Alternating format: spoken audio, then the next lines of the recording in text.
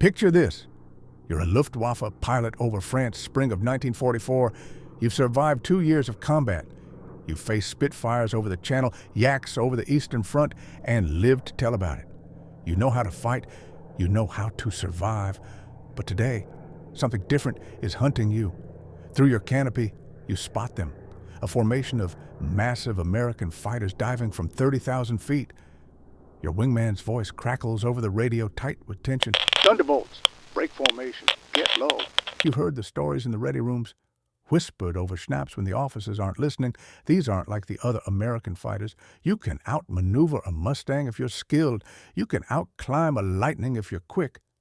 But the Thunderbolts, they don't fight like the others. They don't dogfight. They don't chase. They simply dive from altitude like falling anvils, unleash a storm of 50 caliber fire that sounds like the sky's being torn in half, and disappear before you can even react. And if you somehow hit one, if you pump cannon rounds into it until your ammunition runs dry, it just keeps flying, keeps hunting. As Luftwaffe ace Heinz Knoke would write in his combat diary, the P-47s are incredibly tough. Our shells seem to make no impression on them. You brake hard left, pushing your Focke-Wulf into a dive, but you already know the truth that's spreading through every Luftwaffe squadron from Normandy to Berlin. When the jugs are overhead, you don't fight. You run, and you pray they're hunting someone else. So why did German pilots fear the P-47 Thunderbolt more than any other Allied fighter? The answer lies not in elegant engineering or graceful design, but in a uniquely American philosophy. Build it tough, build it heavy, and build it to bring the pilot home no matter what. While every other nation built dogfighting dancers, the Americans built a 7-ton bulldozer with wings, and they called it the Thunderbolt. The story of this aerial juggernaut begins not in some gleaming American factory, but in the turbulent aftermath of revolution. 2 Russian émigrés fleeing the Bolshevik Revolution would change American air power forever. Alexander Seversky, a World War I ace who'd lost a leg in combat but kept flying, and his protégé, Alexander Kartveli, a Georgian engineer with an uncompromising vision. Their early attempts revealed harsh truths. The P-35 and P-43 looked modern but fought like yesterday's news. Insufficient firepower, inadequate armor, engines that wheezed when European fighters roared. Then came September 1939, and the world learned what modern war actually looked like. The German blitzkrieg over Poland shattered 2 decades of aviation theory in 2 weeks. The Luftwaffe's Messerschmitt Bf-109s swept Polish fighters from the sky with contemptuous ease.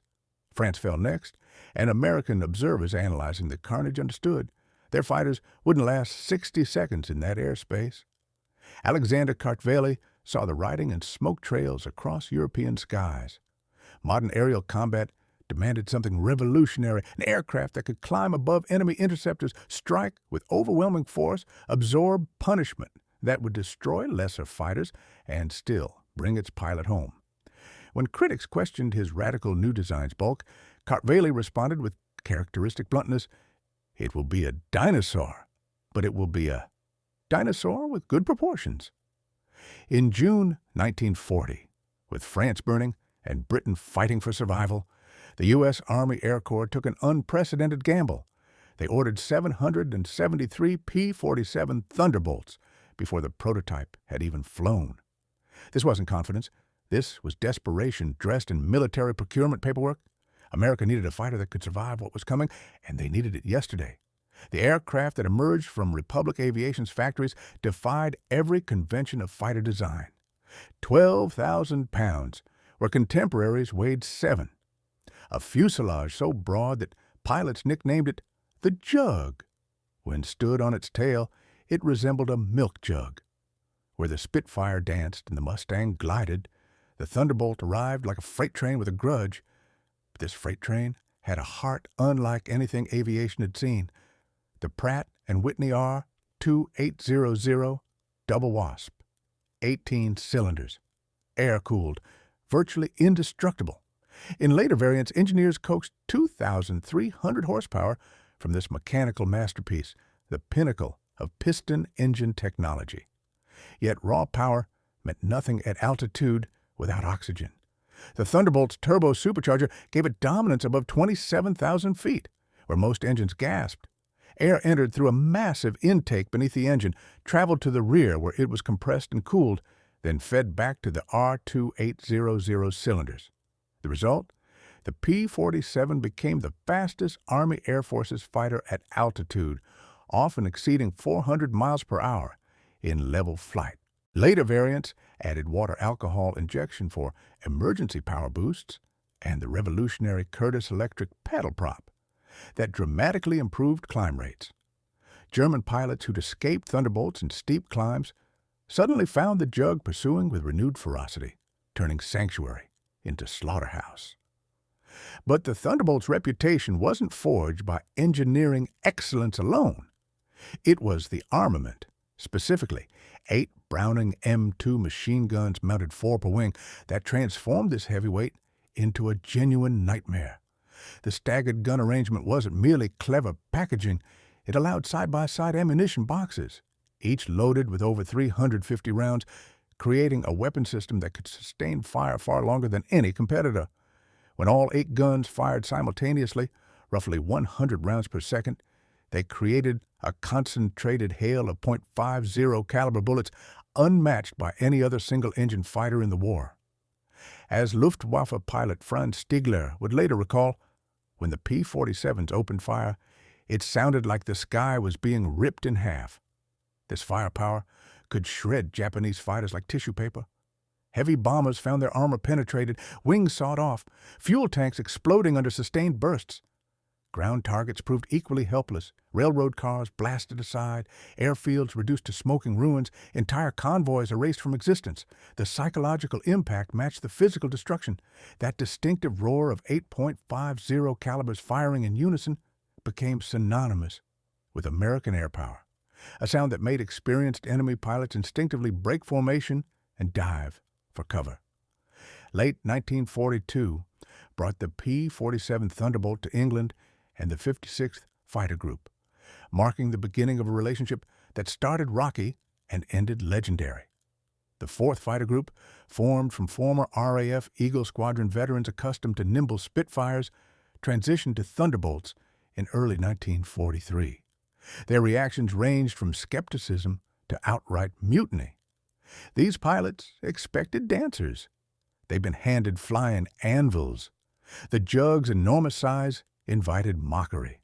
Early models drew withering criticism for sluggish climb rates and abysmal turning performance compared to European fighters.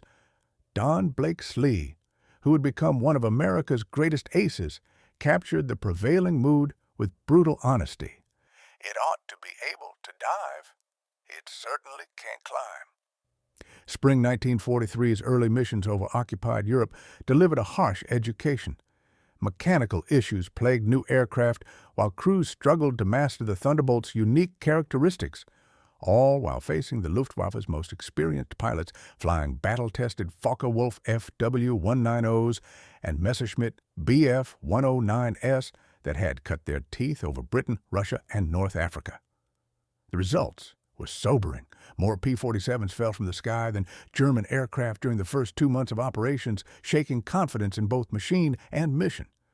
Pilots filed reports questioning whether this heavyweight could survive modern aerial combat. Some openly demanded transfers to other aircraft. But gradually, grudgingly, adaptation replaced frustration. Pilots began appreciating aspects others had overlooked, incredible structural toughness that brought them home despite damage that would doom lighter fighters, devastating firepower that ended fights in single bursts, surprising speed advantages in dives and at altitude that nobody expected from something this large. The breakthrough came when squadrons stopped trying to dogfight and embraced tactics specifically designed around the Thunderbolt's actual strengths. Hit and run became doctrine. Attacking from altitude, diving through enemy formations with all 8 guns blazing, then using superior speed to escape before opponents could effectively respond. The P-47's excellent roll rate allowed rapid evasive maneuvering during these slashing attacks. Its unmatched high-altitude performance meant German interceptors couldn't easily pursue above 27,000 feet. Once a Thunderbolt built speed in a dive, sometimes exceeding 500 miles per hour. Catching it became effectively impossible. German tactics inadvertently reinforced this approach. Luftwaffe fighters focused primarily on destroying American bombers, often avoiding prolonged engagement with escorts. This allowed Thunderbolt pilots to choose their fights, striking when advantageous and disengaging when circumstances turned unfavorable. As German ace Kurt Bulligan ruefully admitted after the war, "We discovered not to dive away from P-47s. That was their game, and they always won it." As pilots mastered hit-and-run tactics, the Thunderbolt evolved from questionable experiment into frontline weapon. But it was the aircraft's legendary durability that truly won their devotion and cemented its reputation. The P-47 became widely regarded as the toughest fighter ever built, an aircraft that could absorb tremendous battle damage and continue flying when others would have already exploded or disintegrated. This wasn't marketing. This was mathematical reality, backed by hundreds of combat reports. The air-cooled R-2800 radial engine proved far more resilient than the fragile liquid-cooled power plants in Mustangs and Spitfires. A single hit to a coolant line meant rapid engine failure and forced landing for those aircraft. The Thunderbolt's radio could lose entire cylinders, sometimes half its cylinder count, and still generate enough power to limp home across hundreds of miles of hostile territory. The wing structure provided remarkable protection, reinforced by thick ducting for the turbo supercharger system that doubled as improvised armor against enemy fire. Self-sealing fuel tanks dramatically reduced explosion risks. Armored plating shielded pilots from frontal and rear attacks. The extensive internal ducting cushioned impacts that would penetrate straight through lighter airframes. Even the P-47's smooth belly design minimized chances of flipping during crash landings, a seemingly minor detail that saved countless pilot lives when damaged aircraft needed to belly in across fields or beaches. Stories circulated through squadron ready rooms that sounded like tall tales but were backed by photographic evidence and witness testimony. Thunderbolts returning with foot-wide holes in their engines, fabric and metal peeled back like opened cans. Aircraft missing 2 full cylinders, oil streaming behind them in black ribbons, still maintaining formation. Collision damage from trees that would have been immediately fatal to lighter fighters, and the Thunderbolt just kept flying. Ground crews often posed for photographs with their heads poking through flak holes scattered across wings and fuselage, a darkly humorous testament to the Jug's incredible toughness. Mechanics joked that repairing a Thunderbolt was less about fixing damage and more about deciding which holes actually mattered.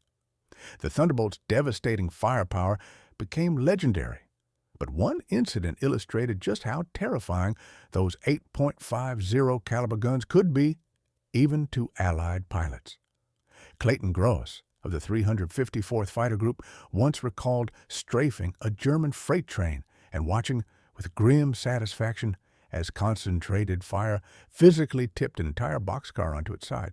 Not exploded, just tipped over from the sheer kinetic impact of that tremendous firepower hammering into it like an invisible fist. But there came a day when Gross found himself on the receiving end of that same unstoppable force. Flying a P-51 Mustang during a mission over France, Gross suddenly came under fire. Not from German interceptors, but from a flight of P-47 Thunderbolts, whose pilots had mistaken his Mustang's profile for a Messerschmitt Bf-109. Without warning, the jugs opened up. His canopy shattered instantly in the first burst, ripped away by the hurricane of bullets, yanking his aircraft into a violent snap roll. Fighting desperately against controls that barely responded, Gross somehow regained level flight just as the Thunderbolts circled for another pass. Desperate, he rocked his wings frantically. The universal signal for friendly aircraft, hold your fire. One Thunderbolt pilot recognized the mistake at the last possible second, pulled alongside close enough for Gross to see his horrified expression, then peeled away while signaling the others to break off. Gross limped home, barely conscious, ears ringing, half frozen from wind blasting through the destroyed canopy. His Mustang looked like it had flown through a metal shredder. Nearly 100 bullet holes, some neat entry wounds, others ragged exits where rounds had tumbled through the airframe. By all rights, the aircraft should have been written off as scrap. The P-51 didn't have the Thunderbolt's armor or thick skin, but its solid construction, along with sheer luck, proved just barely enough. The radio still worked. The controls still responded. The airframe held together. Gross was extraordinarily lucky to walk away at all. That brutal reality drove home what German pilots faced daily. The P-47 didn't just survive the skies, it dominated them with a combination of firepower and resilience that bordered on supernatural. But that reputation didn't emerge overnight. It was forged through relentless combat that would ultimately break the Luftwaffe's back. By 1943, the P-47 Thunderbolt had become the spearhead of a systematic campaign that would shatter the Luftwaffe's control over European skies. As the U.S. 8th Air Force escalated daylight strategic bombing over occupied Europe, Thunderbolts found themselves at the center of an air war that would determine the continent's fate. But early limitations nearly derailed this mission before it truly began.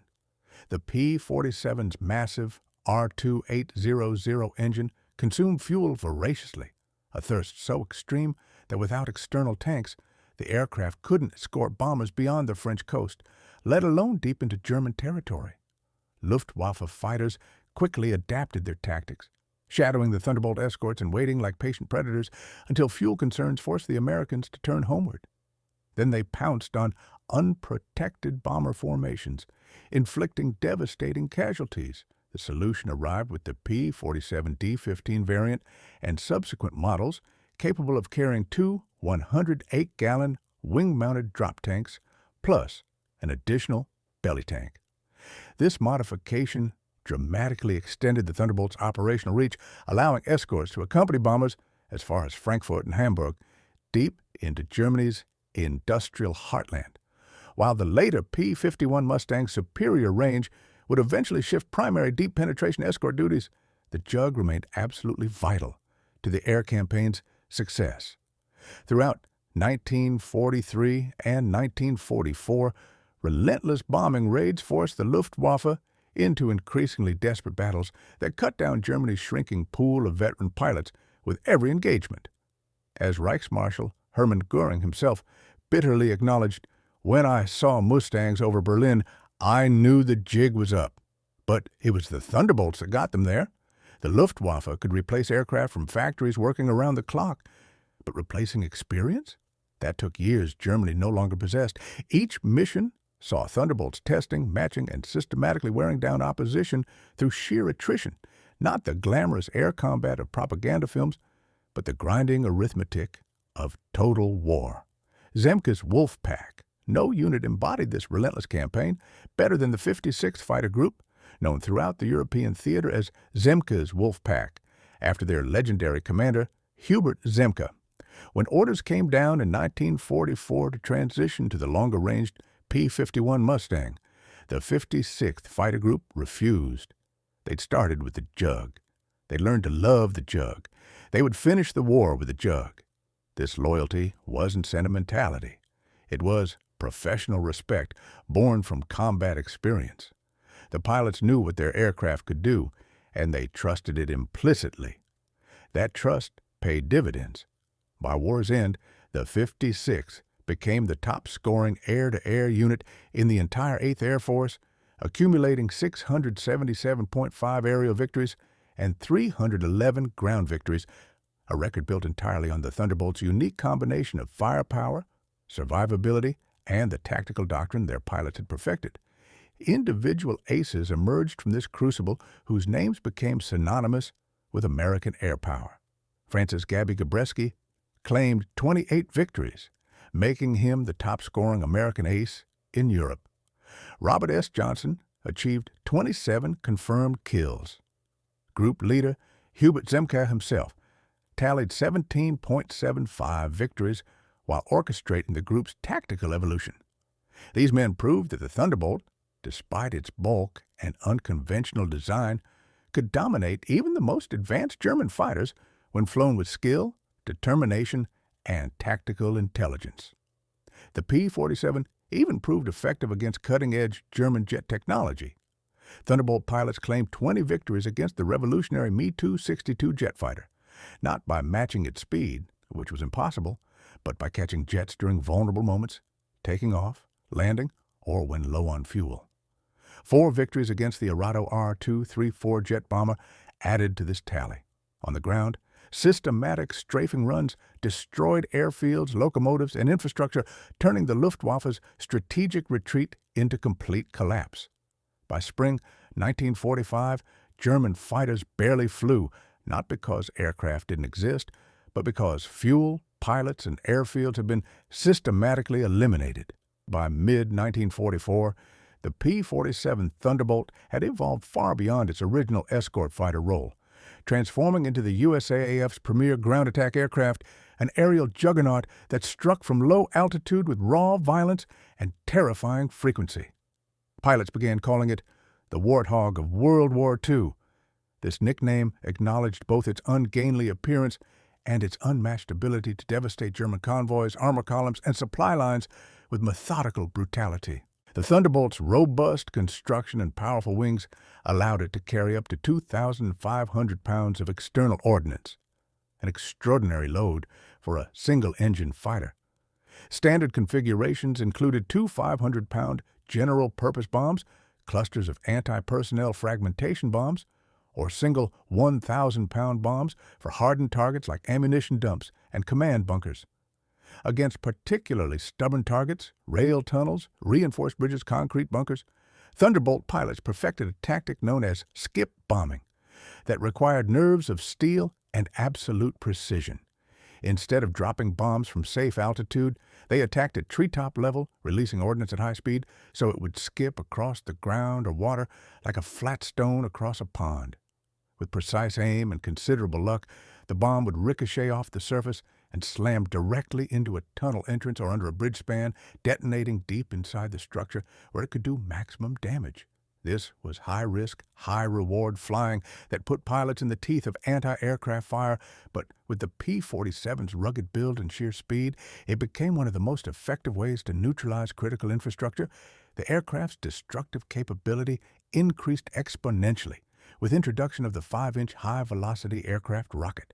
Nicknamed Holy Moses by pilots for its biblical impact on target, these unguided rockets packed the explosive power of 105mm artillery shells, and up to 10 could be mounted under the wings. Early accuracy proved problematic. These were fundamentally unguided munitions fired from a moving, vibrating platform. But pilots quickly adapted, firing rockets in pairs or full salvos to saturate target areas. When launched from shallow dives at close range, these weapons could split railway cars lengthwise, crack open tanks like eggs, and leave entire enemy columns burning. Supporting tactics evolved alongside the aircraft's capabilities. Forward air controllers operating from jeeps or tanks maintained direct radio contact with patrolling Thunderbolts overhead, calling in strikes on dug-in troops, artillery positions, or moving convoys with unprecedented precision and devastating speed. Newly constructed advanced landing grounds positioned close to active combat zones, rough airstrips bulldozed from French farmland, allowed Thunderbolts to operate closer to the front lines. This reduced transit time and allowed extended loiter periods over battlefields, with pilots sometimes flying 3 or 4 missions per day during critical operations. From D-Day through VE Day, Thunderbolt groups systematically crippled German logistics networks with mathematical precision. They destroyed an estimated 86,000 railway cars, 9,000 locomotives, 6,000 armored fighting vehicles, and 68,000 trucks. During Operation Cobra, the breakout from Normandy, the 405th Fighter Group alone destroyed a German armored column, accounting for 66 tanks and over 200 other vehicles in a single devastating engagement. Across France and into Germany itself, the distinctive growl of Thunderbolt engines overhead meant one thing to enemy forces. The roads were no longer safe. Movement equaled death. Daylight belonged to American air power.